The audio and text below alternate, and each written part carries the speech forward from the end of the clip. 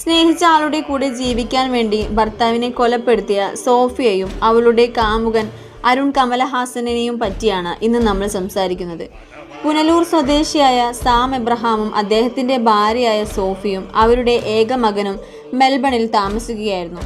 College കാലം മുതൽ രണ്ടുപേരും പ്രണയത്തിലായിരുന്നു. ഇവർ കൊല്ലം ജില്ലയിലെ കരുവല്ലൂർ സ്വദേശികളും അടുത്തടുത്തുള്ള വീടുകൾ താമസിക്കുന്നവരുമായിരുന്നു.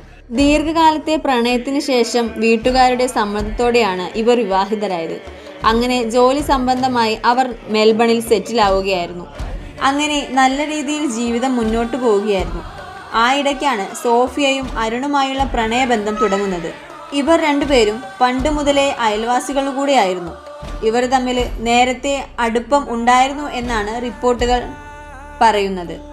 സാം എബ്രഹാമും സോഫിയയും മെൽബണിലേക്ക് താമസം മാറിയതിന് പിന്നാലെ അരുണും അങ്ങോട്ടേക്ക് എത്തിയിരുന്നു. ഈ കാലയളവിലായിരുന്നു ഇവർ സാമിനെ കൊല്ലാൻ പദ്ധതിയിട്ടത്.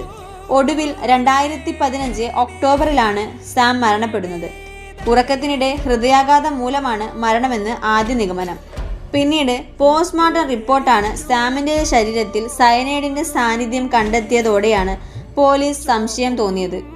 ഏകദേശം 10 മാസം മെൽബൺ പോലീസ് രഹസ്യമായി ഇരുവരെയും നിരീക്ഷിച്ചു കൊണ്ടിരുന്നു. സോഫിയയും അരുണും തമ്മിലുള്ള ഫോൺ സംഭാഷണങ്ങളും സയനൈഡ് വാങ്ങിയതിൻ്റെ തെളിവുകളും ശേഖരിച്ചാണ് പോലീസ് ഇവരെ അറസ്റ്റ് ചെയ്തത്. ഭർത്താവിനെ കൊലപ്പെടുത്തിയ ശേഷം പൊട്ടിക്കരയുന്ന സോഫിയയെ ആരും സംശയിച്ചിരുന്നില്ല. എന്നാൽ സത്യങ്ങളെല്ലാം പുറത്തു വന്നതും എല്ലാവരും ഞെട്ടിപ്പോയിരുന്നു. അങ്ങനെ ഓസ്ട്രേലിയൻ കോടതി സോഫിയയ്ക്ക് 22 വർഷവും അരുണിന് 27 വർഷവും കഠിന തടവിന് വിധിച്ചു. കേരളത്തെ ഞെട്ടിച്ച ഒരു കൊലപാതകമായിരുന്നു ഇത്.